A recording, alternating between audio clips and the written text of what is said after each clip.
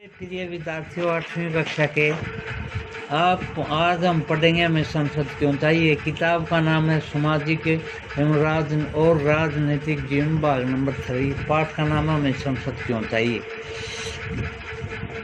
हम भारतीयों को इस बात का गर्व है कि हम एक लोकतांत्रिक व्यवस्था का हिस्सा हैं। इस अध्याय में हम निर्णय प्रक्रिया में सहभागिता और लोकतांत्रिक सरकार के लिए नागरिकों की सहमति के महत्व जैसे विचारों के आपसी संबंधों को समझने की कोशिश करेंगे।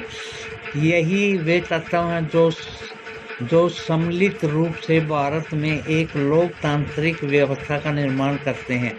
इस बात की सबसे अच्छी अभिव्यक्ति संसद के रूप में मिलती है। इस अध्याय में हम यह देखेंगे कि किस तरह हमारी संसद ने नागरिकों को निर्णय प्रक्रिया का हिस्सा लेने और सरकार पर अंकुश रखने में मदद देती है। इस आधार पर संसद भारतीय लोकतंत्र का सबसे महत्वपूर्ण प्रतीक और संविधान का केंद्रीय तत्व।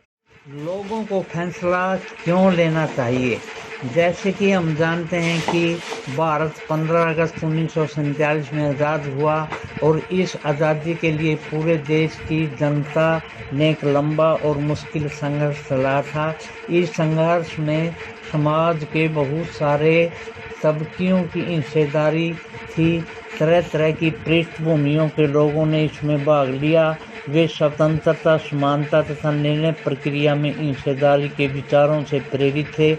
औपनिवेशिक शासन के तहत लोग ब्रिटिश सरकार से भयभीत रहते थे।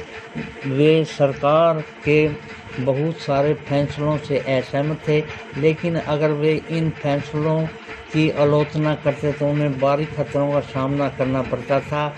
स्वतंत्रता आंदोलन ने यह स्थिति बदल डाली। राष्ट्रवादी खुलेआम ब्रिटिश सरकार की आलोचना करने लगे और उन्होंने मांगे पेश करने लगे। 1885 में भारतीय राष्ट्रीय कांग्रेस ने मांग की थी। ये प्रश्न भी आज का है कि भारतीय राष्ट्रीय कांग्रेस की स्थापना कब हुई। 1885 में मांग की थी कि विधायिका में निर्वाचित सदस्य होने चाहिए और उन्हें बजट पर चर्चा करने एवं प्रश्न पूछने का अधिकार मिलना चाहिए। 1909 में बने गवर्नमेंट ऑफ इंडिया एक्ट के कुछ हद तक निर्वाचित प्रतिनिधित्व की व्यवस्था को मंजूरी दे दी गई, क्योंकि ब्रिटिश सरकार के अंतर्गत बनाई गई ये शुरुआती विधायिकाएं राष्ट्रवादियों के बढ़ते जा रहे दबाव के कारण ही बनी थी, लेकिन इनमें से सभी वयस्कों को न तो वोट डालने का अधिकार दिया गया था, न ही आम चुनाव में निर्णय प्रक्रिया में भाग ले सकते थे। जैसे कि आपने पहले अध्याय में पढ़ा था, औपनिवेशिक शासन के अनुभव और स्वतंत्रता संघर्ष की तरह तरह के लोगों की हिस्सेदारी के आधार पर राष्ट्रवादियों को विश्वास हो गया था कि स्वतंत्रता भारत में सभी लोग अपने जीवन को प्रभावित करने वाले फैसलों में हिस्सा लेने की क्षमता रखते हैं। स्वतंत्रता मिलने पर हम सब एक स्वतंत्र देश के नागरिक बनने वाले थे, लेकिन इसका मतलब यह नहीं था कि सरकार जो चाहे कर सकती थी। इसका मतलब यह था कि अब सरकार को लोगों की ज़रूरतों और मांगों के प्रति संवेदनशील रहना होगा। स्वतंत्रता संघर्ष के सपनों और आकांक्षाओं ने स्वतंत्र भारत के संविधान में ठोस रूप ग्रहण किया। इस संविधान ने सार्वभौमिक मताधिकार के सिद्धांत को अपनाया। सार्वभौमिक वयस्क मताधिकार का मतलब है कि देश के सभी वयस्क नागरिकों को वोट देने का अधिकार है। यानी भारत में अब 18 वर्ष या इससे ऊपर के व्यक्ति अपने मत का प्रयोग कर सकते हैं। लोग और उनके प्रतिनिधि।